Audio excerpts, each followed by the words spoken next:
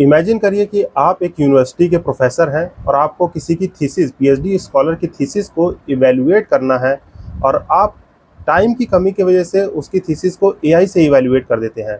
जी हाँ, ये क्वेश्चन जो आप स्क्रीन पे देख रहे हैं यहाँ पे, ये आज के एथिक्स पेपर जो हमारा जनरल स्टडीज़ 4 का पेपर होता है, यूपीएससी ने आज के क्वेश्चन पेपर में ये क्वेश्चन पूछा है। आपको बेसिकली एथिक्स में क्या मिलता था, सेक्शन 1 में थ्योरी बेस्ड क्वेश्चन मिलते थे, पर डायरेक्ट यहाँ पे देखेंगे पूरा पेपर जो है केस स्टडीज से भरा हुआ है।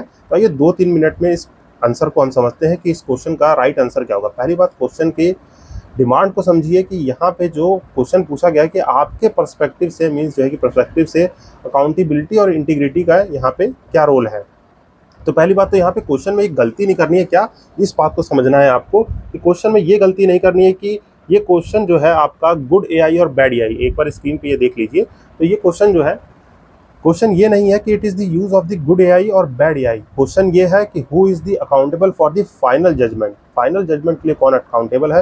तो बेसिक सा एक इंट्रो लिख के आप बीच में जो है कि एक डायग्राम बना सकते हैं जहाँ पे आप लोग कंसर्न्स को मेंशन करेंगे। जैसे कंसर्न क्या है, यहाँ पे अकाउंटेबिलिटी का कंसर्न है, इंटीग्रिटी का कंसर्न है, थर्ड कंसर्न फेयरनेस का आ सकता है, चौथा ट्रांसपेरेंसी का आ सकता है, और क्या जो कॉन्फिडेंशियल डाटाज होते हैं गेट रिसर्चर्स के लिए या पीएचडी स्कॉलर्स के लिए, उसका जो है कि कंसर्न हो सकता है। देन यहाँ पे आप कंपोनेंट तो समझ गए होंगे। अब इसको जो है डिफाइन कैसे करें, क्या मतलब एआई का यूज़ करना यहाँ पे सही है। तो देखिए क्या होता है, अकाउंटेबिलिटी का मतलब ये होता है कि who is the accountable for the action. यहाँ पे जो इवेल्युएटर थे वो प्रोफेसर थे, ना कि एआई थे। AI can assist the judgment, not evaluate the whole process, क्योंकि AI can make the mistake, AI mistake make कर सकता है। तो हमें ये समझना होगा कि यहाँ पे अकाउंटेबल कौन थे, प्रोफेसर जी। तो उनको जो है कि यहाँ पे अपनी अकाउंटेबिलिटी दिखानी चाहिए थी। दूसरा कंसर्न है इंटीग्रिटी का। इंटीग्रिटी मतलब क्या होता है, doing the right things when nobody is watching you.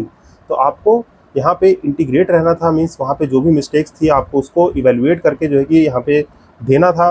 Then third आता है कि फेयरनेस क्या होगा या कॉन्फिडेंशियल डाटा क्या है, क्योंकि AI can make the mistake, AI जो है कि गलतियाँ कर सकता है अपने जजमेंट देने में, क्योंकि उसके पास एक बायस डाटा रहता है।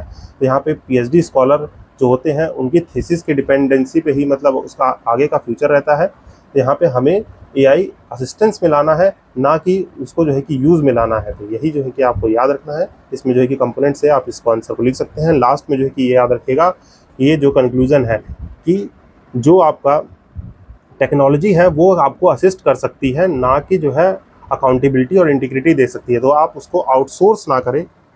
जो हमारा जो है कि अकाउंटेबिलिटी है और इंटीग्रिटी है can not be outsource. I hope ये आपको अच्छा लगा होगा। तो मेरे चैनल को फॉलो कर सकते हैं आप।